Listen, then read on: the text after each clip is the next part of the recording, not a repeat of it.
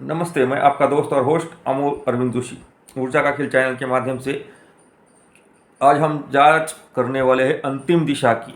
और अंतिम दिशा के बारे में हम जानकारी प्राप्त करने हैं वाले।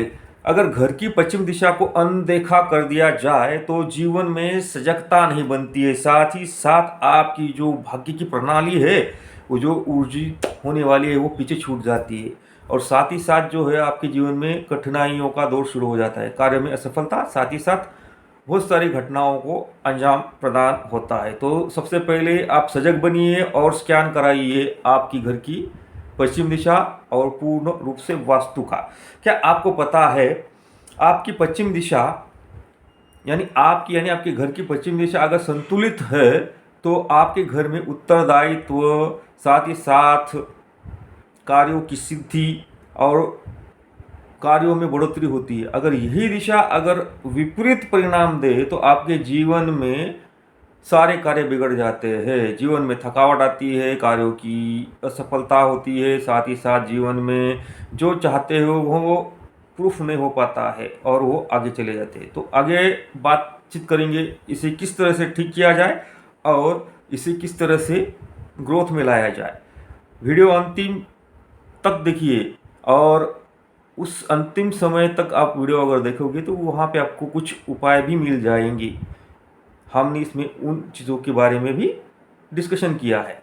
तो जब पश्चिम दिशा में सूरज ढलता है तब हमारे जीवन की जिम्मेदारियां और निर्णय गहराते हैं। लेकिन क्या आपने कभी सोचा है आपके घर की पश्चिम दिशा आपको क्या संदेश देती है? कभी आपने सोचा है कि आपके घर की पश्चिम दिशा आप क्या कह रही है आप सबसे? इसके बारे में थोड़ा सा ठहराव रखकर सोचिए और समझकर कार्य कीजिए। चलिए आगे बढ़ते। वास्तुशास्त्र में पश्चिम दिशा परिणामों और कर्मफल और जीवन में स्थिरता प्रदान करती है। साथ ही साथ यह जो दिशा है वरुण देवता की मानी गई है वास्तुशास्त्र में, जो जीवन में गूढ़ रहस्य और अंतिम निर्णय से संबंधित है। यह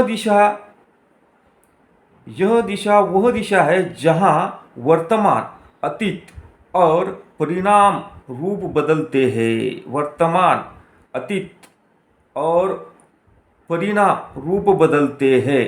तो इस दिशा का महत्व, पश्चिम दिशा का कितना महत्व है वास्तुशास्त्र के अनुसंग से और आगे बातचीत करेंगे। पश्चिम दिशा में सूरज की पड़ती हुई रोशनी एक विशेष प्रकार की ग्रहण ऊर्जा लेकर आती है।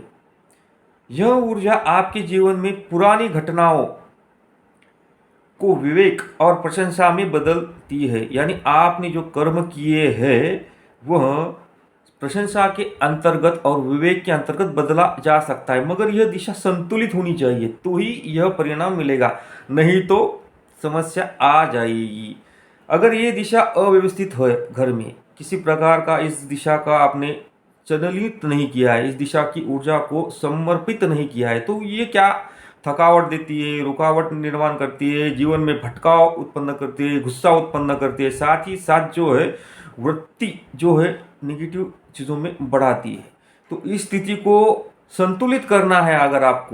अगर ये दिशा संतुलित रहेगी तो आपके जीवन में दृढ़ निर्णय रहेंगे, सम्मान रहेंगे, संपत्ति की रक्षा भी आप कर पाओगे। यह दिशा इतनी महत्वपूर्ण है आपके जीवन में। तो चलिए अब कुछ उपायों के बारे में जानकारी लेते हैं कि जो वास्तु के अनुसंग से आप थोड़े बहुत चीज़ों को समझकर इस पश्चिम दिशा को स्थिरता की तरफ लेके जा सकते हो। जैसे कि यहाँ पे पीपल की वस्तु है, यानी पीतल की जो वस्तु रहती है ना वो रख सकते हैं आप। सूर्य की प्रतीक की तस्वीर रख सकते हो। साथ ही में गुरु या पितृ से जुड़ी वस्तुएं, तस्वीर नहीं, गुरु या पितृ से जुड़ी कुछ वस्तुएं रख सकते हो आप। मिट्टी या शिलालेख भी रख सकते हो। यह जो चीज़ें हैं ना वरुण देवता से रिलेटेड है। सारा का सारा जो चीज़ें हमने बताया वो वरुण देवता से रिलेटेड चीज़ें बताई गई है।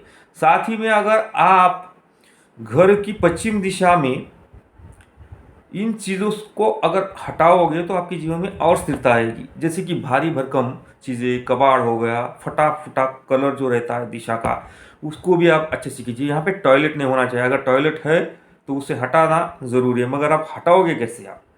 तो इसके लिए संपर्क हमसे कीजिए, हम आपको परफेक्ट गाइडेंस भी देंगे और उस चीज़ को वहीं पे रखेंगे, लेकिन आपकी जीवन में सफलता उत्पन्न करके देंगे।